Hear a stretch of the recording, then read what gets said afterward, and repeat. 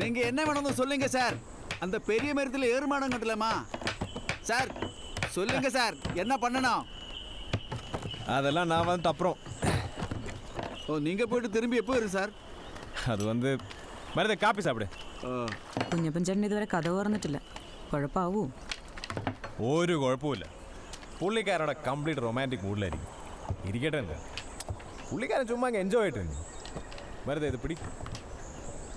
ഈ വെയിറ്റ് ചെയ്യുന്ന ആളെ കാണാതെ ലൈഫ് അങ്ങ് തീർന്നു പോയിരുന്നെങ്കിലോ? അതിനല്ലേ ഭൂമിയിൽ നമ്മളൊക്കെ ജീവിച്ചിരിക്കുന്നത്. അപ്പോൾ ആത്മാർത്ഥമായി നമ്മളൊരാളെ കാത്തിരുന്ന എന്നായാലും അയാൾ ഇങ്ങ് എത്തുമല്ലേ? പിന്നെ അല്ലാതെ എവിടെ പോവാൻ? പിന്നെന്തിനാ ഇങ്ങനെ ഒളിച്ചു നടക്കുന്നത്? സ്വന്തം കാര്യങ്ങളിൽ നിന്ന് ഒളിച്ചോടുന്നവരാ പൊതുവെ ഇങ്ങനെ ബഹളം വെച്ച് നടക്കുന്നത്. അല്ല ഡോക്ടറെ, ഇതിനാച്ചാൽ ഇംഗ്ലീഷ് മരുന്നിൻ്റെ കുറിപ്പടി പോലെ ഒന്നും അങ്ങോട്ട് പിടി കിട്ടുന്നില്ലല്ലോ. പേടിയുണ്ടോ? പിന്നെ പശു കുത്താൻ വരുമോന്ന് പേടിയുണ്ട്. തലേ തേങ്ങ വീഴുമെന്ന് പേടിയുണ്ട്. പ്രേമിക്കാൻ പേടിയുണ്ടോ?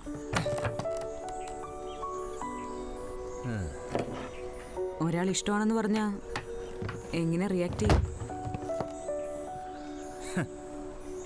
എവിടെ പറയാൻ, ആര് പറയാൻ?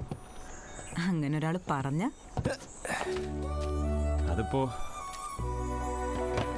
ഡോക്ടറെ, മറ്റുള്ളവരുടെ ജീവിതത്തിലേക്ക് ഇടിച്ചു കയറിയിട്ട് നമ്മൾ ചില സർപ്രൈസ് കൊടുക്കുമ്പോൾ അവരുടെ കണ്ണിലുണ്ടാകുന്ന പ്രകാശമുണ്ട്. അതിൻ്റെ ഒരു രസത്തിലും ത്രില്ലൊക്കെ നമ്മളിങ്ങനെ ജീവിച്ചു പോകുന്നത്. കൂടുതലായിട്ട് ആരെങ്കിലും എന്തെങ്കിലും നമ്മുടെ അടുത്തുനിന്ന് പ്രതീക്ഷിച്ചു പോയാൽ അത് ചിലപ്പോൾ കുഴപ്പത്തില്ല. എന്ന് വെച്ച് ഡോക്ടറിനെ കുഴപ്പത്തിലാക്കില്ലെന്ന് എനിക്ക് ഉറപ്പുണ്ട് കേട്ടോ. കുഞ്ഞപ്പച്ചേട്ടനുള്ള മരുന്ന് കൊടുക്കാൻ മറന്നുപോയി. കനി, പറയാൻ വന്ന കാര്യം പറഞ്ഞില്ല.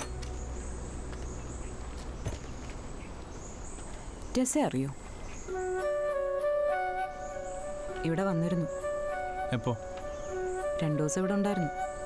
നിങ്ങൾ ഇന്ന് വരുമെന്നറിയില്ലല്ലോ. ഇന്ന് രാവിലെയാണ് പോയത്. എന്തിനാ ഈ ക്യാറ്റ് ആൻഡ് മൗസ് പ്ലേ? എന്തിനാ ആ കുട്ടിയെ ഇങ്ങനെ ഇട്ട് കളിപ്പിക്കുന്നത്? ഏയ്, ഞാൻ ആരും കളിപ്പിക്കുന്നൊന്നുമില്ല. അതിനെ ഇത്ര സിമ്പിളായിട്ട് കാണല്ലേ? എനിക്കറിയാം ടെസ്സ, എനിക്കറിയാം. എന്നെ അന്വേഷണം നടക്കുന്നതും ആ മുറി താമസിക്കുന്നതൊക്കെ.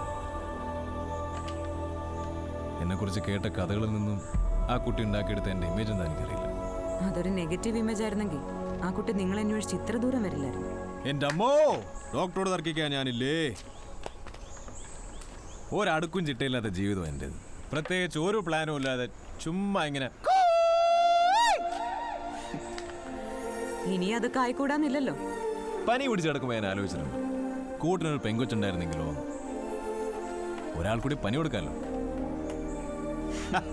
ഞാൻ തർക്കിക്കാനൊന്നും പറയുമല്ല. നിങ്ങൾ എന്നോട് കാണിച്ച അതേ കൺസേൺ മാത്രം എനിക്ക് ടെസ്സയോടുള്ളത്.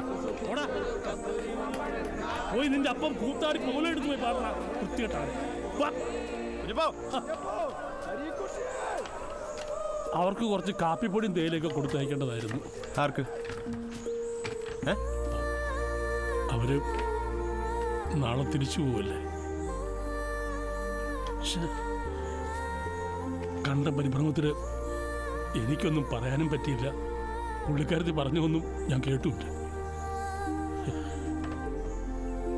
അല്ല മോനെ, ഇങ്ങനെ ഒരുത്തൻ അന്വേഷിച്ച് നടക്കുന്നുണ്ടെന്ന് ആരെങ്കിലും പറഞ്ഞ് എൻ്റെ ത്രേസി അറിഞ്ഞിരുന്നേല് ഞങ്ങൾ പണ്ടേ കണ്ടുമുട്ടിയത് അല്ലേ?